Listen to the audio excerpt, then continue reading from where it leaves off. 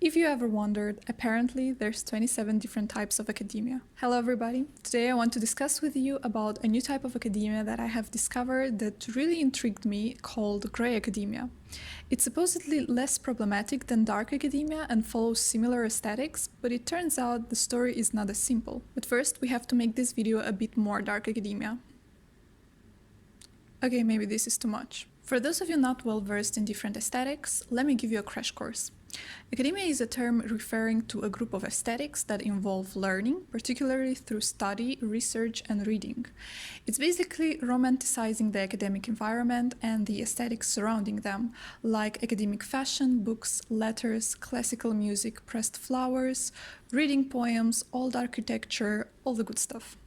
The academia aesthetic originated from a series of movies, books, and music. Some prominent movies that encapsulate these aesthetics are Dead Poets Society, Mona Lisa's Smile, Harry Potter, To Kill Your Darlings, Knives Out, and more recently, The Queen's Gambit.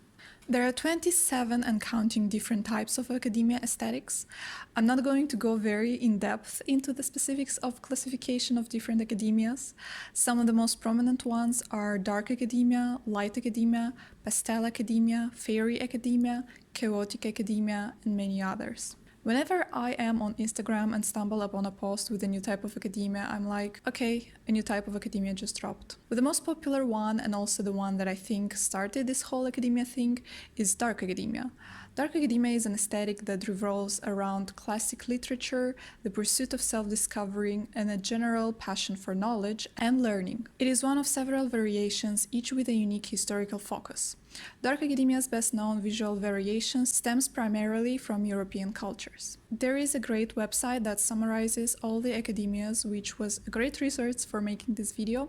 But basically, according to this website, the key motifs of these aesthetics are books, history, literature, novels, reading and writing, mystery, old buildings, old money. The key colors are earth tones, black, brown, tan, and the key values are curiosity, existentialism, intelligence, learning, and wisdom. Although this specific kind of aesthetic and the movies that it is based on is not something extremely new, I think only recently it was given a specific name and characterization. Growing up, I would watch and rewatch movies like Harry Potter, Mona Lisa's Smile, and basically anything with a boarding school and a school uniform. And as you can tell, my clothing style is heavily influenced by it. But I never realized that this style had a name. Dark academia is a style that is becoming very popular among younger generations. There is a big surge in Instagram or TikTok dark academia outfit pages, dark academia outfit YouTube videos. Even I have such a video on my channel. After all, it's not like dark academia is inventing anything new. It never pretended to. I remember this comment I found on Reddit defining dark academia as prep Ivy style for Zoomers and Tumblr girls who just discovered wool exists and think they have discovered some new revolutionary style that warrants a new name. Which, I mean, true. And this reminded me of the whole flared leggings versus yoga pants debate between Gen Z and millennials. At the end of the day, this is just another generational debate that is conflated by the media. The styles are always being revived. I even heard somewhere that every 20 years the trends come back, and the who did it first debate is a little bit pointless in my opinion. As for me, I am a late 90s kid that is weirdly stuck between Gen Z and millennials, never really belonging to any of the two, so maybe that's why I take a more empathetic approach. But I think very little is talked about the influences of dark academia and what this style subconsciously promotes in terms of elitism and Eurocentrism. Grey academia is a reaction against the issues that are present in dark academia and might be a solution to them, but first we need to understand what these issues are in the first place. And if you're thinking, I just like the clothes, can I just wear a black turtleneck and not overthink everything? I would say that's a valid point. I feel the same way. But at the same time, I think we need to be aware, why do we like certain things and why do we feel that a specific style or aesthetic is something to be aspired to? Just like we always have to question the beauty standards that the society imposes on us, we have to understand the subtext of the clothing that we want to wear. But at the end of the day, these are just clothes, and if they make you feel happy and bring out the best of your personality, Nobody should get to say what you can and cannot wear. But now back to dark academia and to its origins. Alice Cappelle made a very good video on why dark academia can become problematic, and the main issues that she tackles are issues of representation and elitism. Dark academia is an aesthetic heavily influenced by European cultures. It stems from the kind of life that you can have as a student in Oxford or Cambridge, and it is inspired by European art and architecture. But because of the Eurocentrism of the aesthetic, we get very little representation of people of color or other cultures. We have already seen how damaging the lack of representation is in other media and how people of color are usually given a supportive character trope. Dark academia's focus on Western classics deserves a critical analysis to make sure that patterns of cultural erasure and colonialism are not further encouraged. For example, the fascination with ancient Greek or Roman culture very often does not highlight the provenance of this knowledge. Very few know that the only reason Western Europe has access to Greco-Roman antiquity is because of the translations by Muslim scholars like Avicenna and Averroes conducted from Arabic to Latin. Thus, it is ironic to think that the knowledge was passed directly from ancient Greece to Western countries. The Eurocentric revisionist narratives can sometimes obscure the involvement of other cultures in the production of knowledge, and we should not lose sight of the incomplete histories. Academia is not limited to Western cultures, and we have many examples of great academic progress in other countries as well. This is why I do not understand why would it be a problem to include a greater, more inclusionistic approach to depicting the academia aesthetic. And when scrolling through the Pinterest page of dark academia, I cannot help but notice the lack of representation in the aesthetic. So here is a collage that I found on Reddit featuring people of color in dark academia attires, some hijab dark academia inspiration, and also a YouTuber that does really nice videos in the same aesthetic, Dress Relief. Another important point is the fact that most of the dark academia movies or books follow mainly male protagonists, while the women are depicted only as a trophy that the man fights for or just the object of desire. Movies like The Portrait of Dorian Gray or The Dead Poets Society I absolutely love, but the lack of well-written women characters can become stifling and disappointing. This is why we also have movies like Mona Lisa's Smile that follows an art history professor at an all-women university that I absolutely loved, and The Queen's Gambit, which also has such a great character development. The third point that I wanted to talk about is the elitism that is deeply interwoven in all the dark academia stories that we consume. Most of the characters are born into wealth, thus the old money key motif that we see in dark academia's description.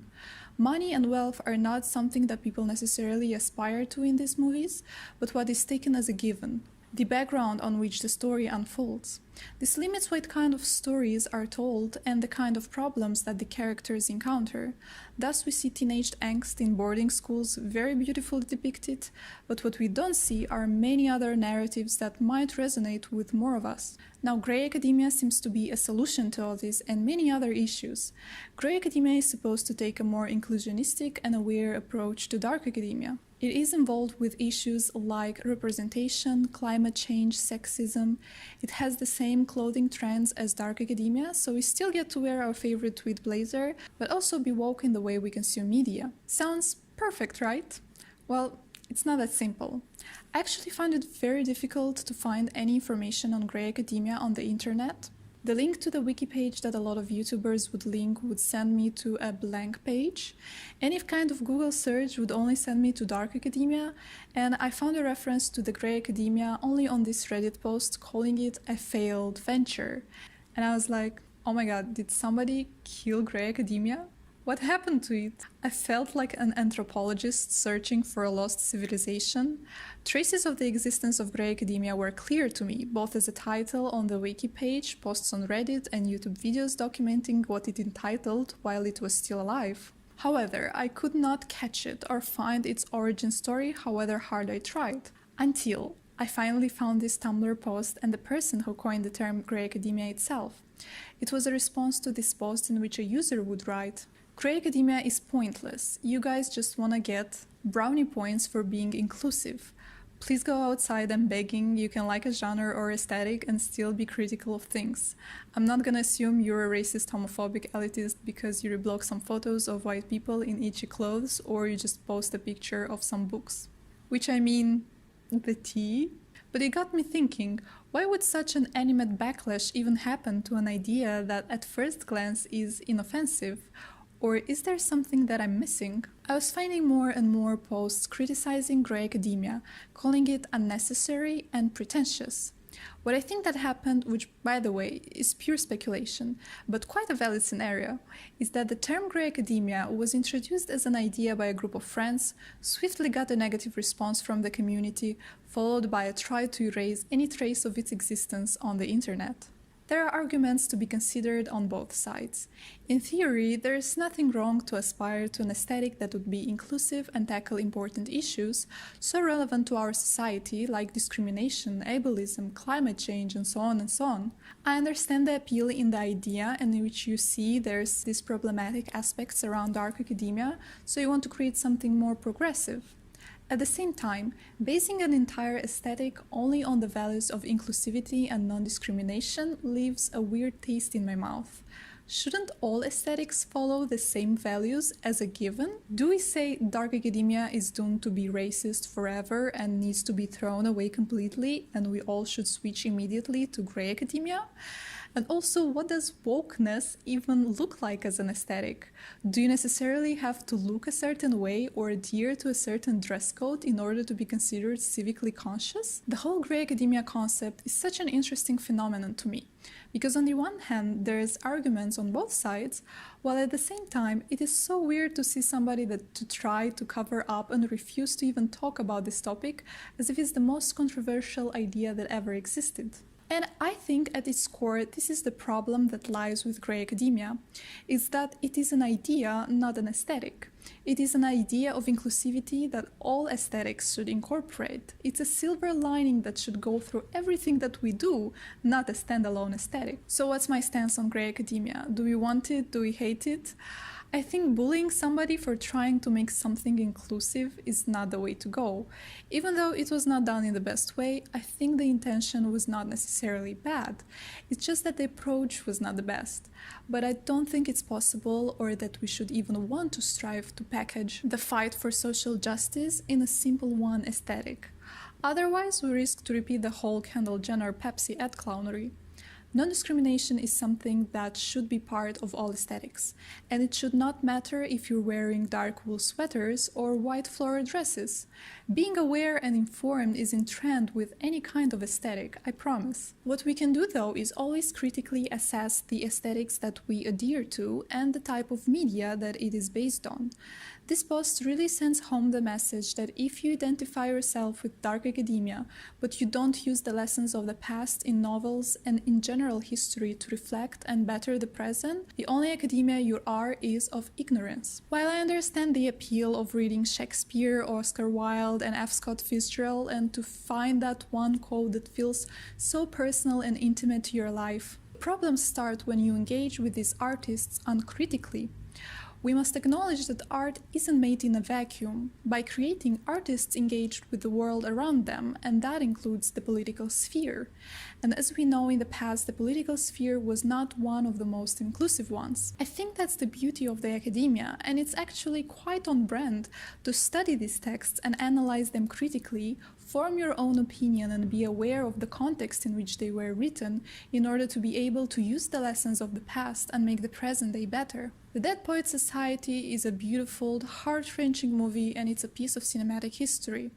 At the same time, it does not have one BIPOC person in it. You'd argue that a boarding school in 1950s New England would be primarily white, and in that sense, it's true that this movie is of its time. However, if we love an aesthetic, we do not have to emulate it 100% the way we see it in old pieces of media. Those decades-old movies and books reflect their time. This is why we need to do better now. Embrace the dark academia aesthetic, but create new art that is inclusive, feminist, and non-discriminatory, or keep accountable the people that are creating art in this aesthetic and don't do the same. I think what dark academia is lacking right now is new art, be it movies, books, or music, but made in the present day with a more progressive narrative. I love how each generation revisits old styles and reinvents them to fit in the modern age, and I think that dark/grey academia is a great example in which we can take an aesthetic from the past, strip it from problematic connotations, and reinvent them for a more developed and conscious generation. Don't repeat the past, be inspired by it, but do better for the future. Thank you so much for watching. What is your opinion on grey academia? Do you like the idea? Do you hate the idea? Let's start a discussion in the comments. If you enjoyed my analysis on academia aesthetics, please consider subscribing to get the chance to see more of it. I analyze fashion, movies, and cultural internet phenomenon in my videos. Hope you're having a wonderful day and see you soon. Bye!